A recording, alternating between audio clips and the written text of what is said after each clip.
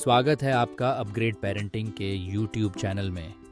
ADHD यानी attention deficit hyper activity disorder, ये term सुनते ही पेरेंट्स के मन में कई सवाल आ जाते हैं। सबसे बड़ा सवाल होता है, क्या मेरा बच्चा बाकी बच्चों की तरह पढ़ाई में ध्यान लगा पाएगा? क्या उसकी मेमोरी और फोकस इम्प्रूव हो सकती है?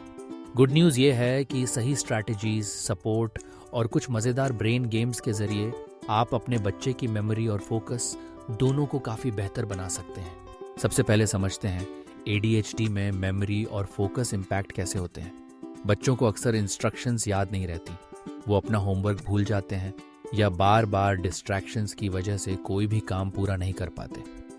वर्किंग मेमोरी यानी शॉर्ट टर्म याददाश्त ADHD में सबसे ज़्यादा चैलेंज्ड होती है। इसी वजह से बच्चे मल्टी स्टेप इंस्ट्रक्शंस फॉलो करने में या एक ही समय पर कई चीज़ें याद रखने में प्रॉब्लम फेस करते हैं। अब बात करते हैं सॉल्यूशंस की। सबसे इफ़ेक्टिव तरीका है गेम्स, लेकिन सिर्फ एंटरटेनमेंट के लिए नहीं, बल्कि स्पेशली डिज़ाइंड ब्रेन गेम्स जो मेमोरी और फोकस को टारगेट करें।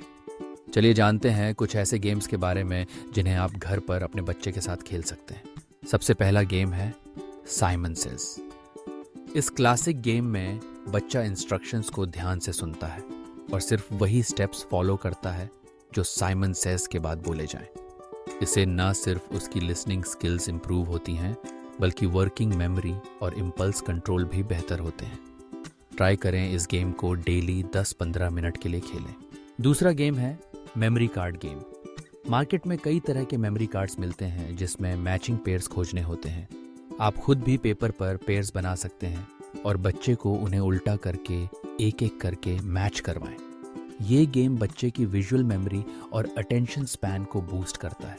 तीसरा गेम है वर्ड एसोसिएशन। इस गेम में आप एक वर्ड बोलें और बच्चा उससे जुड़ा कोई दूसरा वर्ड बोले। जैसे आपने कहा एप्पल, बच्चा बोले रेड या फ्रूट। धीरे धीरे चेन लंबी करते जाएं।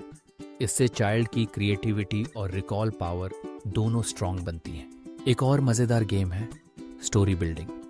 आप एक सेंटेंस बोलें, जैसे आज स्कूल में, फिर बच्चा अगला सेंटेंस बोले और ऐसे ही स्टोरी को आगे बढ़ाएं। ये गेम इमेजिनेशन, मेमोरी और अटेंशन ऑल 3 स्किल्स को शार्पन करता है। Apart from games, daily routine में कुछ सिंपल चेंजेस भी बहुत हेल्पफुल होते हैं। जैसे हमेशा इंस्ट्रक्शंस को छोटे छोटे स्टेप्स में डिवाइड करें। एक साथ सारी बातें बताने के बजाय एक एक करके एक्सप्लेन करें। विजुअल रिमाइंडर्स जैसे स्टिकी नोट्स या कलरफुल चार्ट्स यूज़ करें ताकि बच्चा बार बार भूल न जाए। टेक्नोलॉजी का भी सही इस्तेमाल करें। कई ऐसे मोबाइल ऐप्स और ऑनलाइन गेम्स हैं जो स्पेशली ADHD बच्चों के लिए डिज़ाइन किए गए हैं, लेकिन स्क्रीन टाइम को हमेशा लिमिट में रखें और गेम्स हमेशा इंटरेक्टिव और एजुकेशनल ही हों। न्यूट्रिशन और लाइफस्टाइल भी बहुत इंपॉर्टेंट है। हेल्थी डाइट जिसमें omega 3 fatty acids, fruits, vegetables और एडिक्वेट स्लीप शामिल हो, वो ब्रेन हेल्थ के लिए बहुत ज़रूरी है। फिजिकल एक्टिविटी जैसे आउटडोर गेम्स, रनिंग या साइकिलिंग माइंड को रिलैक्स और अलर्ट रखने में हेल्प करती है। पेरेंट्स के लिए सबसे इम्पॉर्टेंट है पेशेंस और इनकरेजमेंट। बच्चों को बार बार टोके नहीं, बल्कि उनकी हर छोटी इंप्रूवमेंट को अप्रिशिएट करें।